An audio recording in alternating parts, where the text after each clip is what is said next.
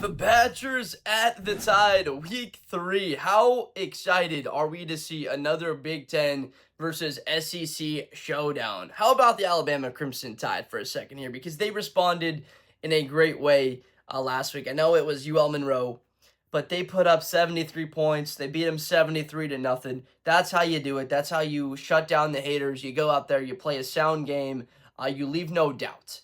So for Wisconsin, this is one of the toughest schedules that everybody's talked about, right? It's not nobody's talked about. Everybody's talked about it. O'Neal, their quarterback, it's an opportunity. It's all about the frame set of your mind. This isn't a motivational speech. This is just the way that you go out there and you win games. This guy went out against Middle Tennessee.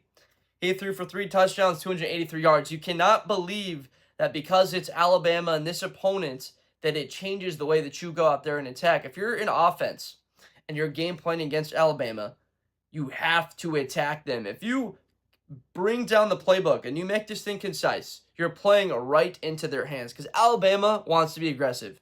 You watch Kalen DeBoer's defenses, they want to attack. They want to come at you. If we need to go one-on-one and then double your best player, we're going to do that all day, and we're going to mix up the pressure and what we're bringing in. A lot of simulated looks, a lot of disguised stuff. On offense, we want to pound the football, and we're going to get the football over the middle. We're not going to be afraid to throw the football over the middle of the field. It's just what we're not going to do. We're just going to be aggressive. That's what Alabama has looked like for such a long time. Anything they want to do, they're going to do it at any time. Just because Wisconsin is going up against Alabama, and I'm getting fired up here, because we have seen this play out. We saw it play out a year ago. When you play a better team, a team that supposedly has better players, a better roster, which Bama does than Wisconsin, let's be real, you got nothing to lose. So play like it. Come out allocating the football to your weapons. Getting the ball to Anthony. Get him more touches. Jones, I'm fine if you give the guy 15, 16 carries, but don't come out running the football up the middle twice against Alabama, because I'm telling you right now, though this is a Big Ten team, your brain is offensive line, that will not work. Alabama has made that bounce back. They've obviously made the adjustment that up the middle with LT Overton, he doesn't want to friggin' hear it anymore in those meeting rooms, and he's playing like he's got hair lit up his darn shorts. See, that won't work. You have to come out and attack Alabama. I'm thinking a shot over the top. I know that they got talent back there, but Wisconsin, I want to see O'Neal throw 3 picks. I got to tell you, I'm not, we've seen this game plan play out against these better teams where it's like, all right, try and keep it a 1-score game, chew the clock. No. Alabama got beat by Florida State because Florida State looked faster. They out-physicaled them at the point of attack. O'Neal's obviously doesn't have the athleticism of what Tommy Castellanos does. This isn't a guy that'll run for that much. He's not all that mobile, but there are other ways to get the football out, right, to your wide receivers on time and in rhythm so that you have that as an extension of the run. Now, enough about Wisconsin and getting fired up about the game, because I swear, if they come out there in their first 3 possessions, they got no points, they've only got a first down, and it just looks like they're conservative, I will not understand what they're trying to do. You're a 2-0 football team, and they're 1-1. You got a better record than those guys. I don't care that it's in Tuscaloosa, Bryant-Denny Stadium, Saban Field, Wisconsin. Let's do better than that. Ty Simpson responded in a big way. Now, as of the recording of this, the status of Ryan Williams is uncertain. And so I'll start with this.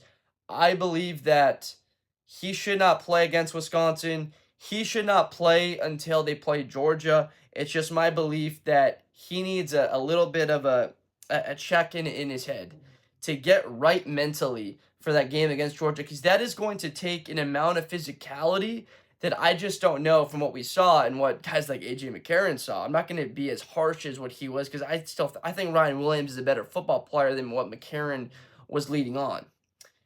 Ryan Williams needs to get ready for that game, so if he's not there on the field, I would not be surprised getting him ready for a Georgia game where you're going to need him even over the middle of the field. Even though he played so much out of the slot against Florida State, it just didn't make sense. I believe they're going to do that against Georgia, because Bernard now and Williams, that's a great duo.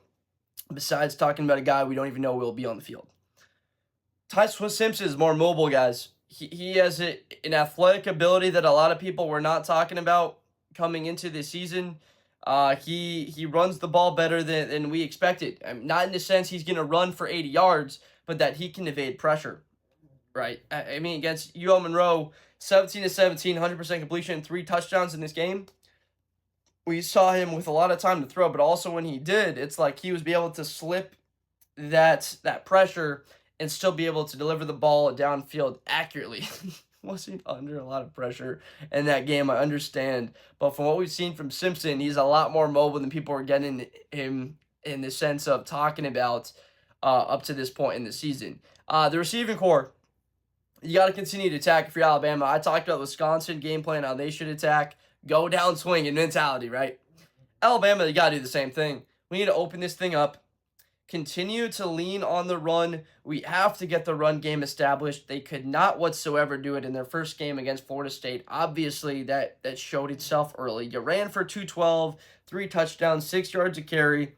Riley, right, 11 carries, the bulk of it, 69 yards. That was a good job. But we don't know who the main guy is for Bama in that run game. This is the type of game against a Big Ten team where you kind of find out. Unfortunately, no, I don't know if you will until Georgia, and maybe even past Georgia. This is going to be a full run game by committee type deal. But what I do know is you have to continue to get Bernard more touches. Whether or not Ryan Williams is on the field or not, get that guy the football early and often. That has to be the game plan for the Crimson Tide. I'm immediately, obviously, leaning with Alabama and believe they have a great chance to win this game going away, even if it's in the first half. Because I just don't have confidence that Wisconsin will come out with the attitude that they can take it to Alabama. That Alabama is like a wounded animal. I'm not going to call them a wounded lion because they haven't deserved that yet. They haven't eaten anything, bitten a chunk out of a zebra yet, or antelope. I spent the time in Africa in the summer, fired up about that trip still, thinking about those animals, and you put them in a corner of what they can do. Alabama's put in a corner last week, but against that quality of team. I want to see them put in a corner against Wisconsin again. Have the same mentality that you're putting a corner against Wisconsin, and that you can go out there and play the same way you did. Go out there and beat Wisconsin 56-3. What about that?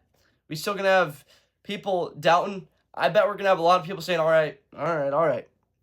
See what you guys do against Georgia. All right, you guys got the off week. We'll get ready for Georgia. Okay, that'll be the narrative. You can already hear the narratives coming out.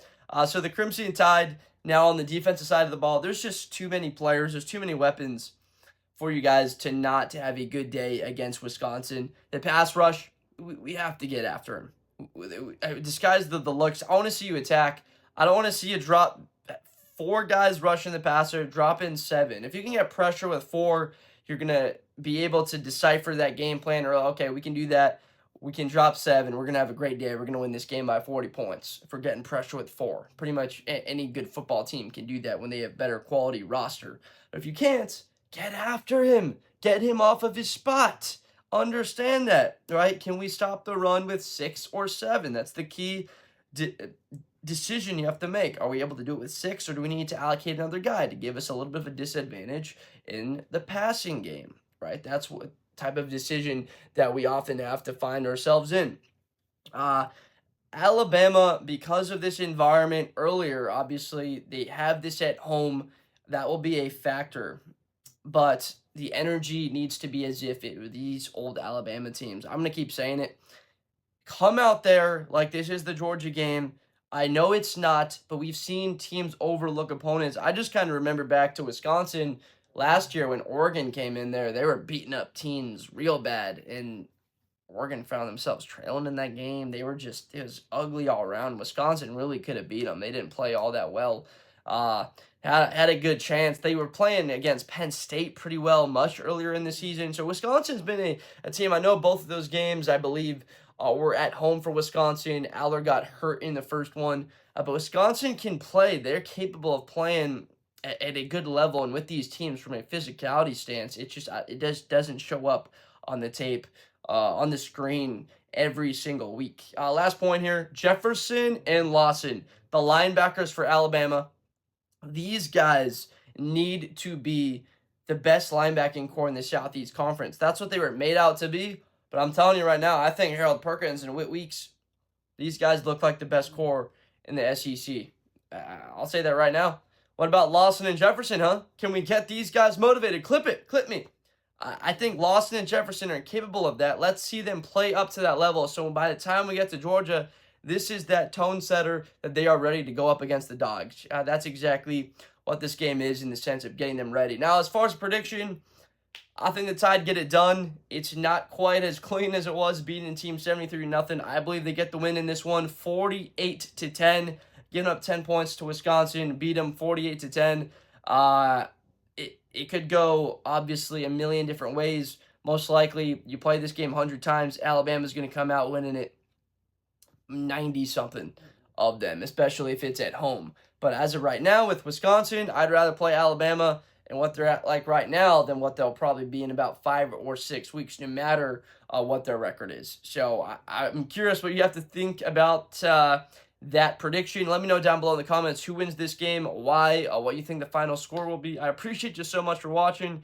Thank you. Make sure to subscribe for more videos in the future. We're so fired up. We're only in week 3 of the college football season. So much more big games to be played. A lot of great teams. This is a fun Big Ten versus SEC games are always fun. So please subscribe for more content in the future, and I will see you next time. Thank you. Best player in college football. That Georgia and Ohio State game, New Year's Eve, is going to be a classic. Josh Blunder. Hi, everybody. I'm Josh Blunder.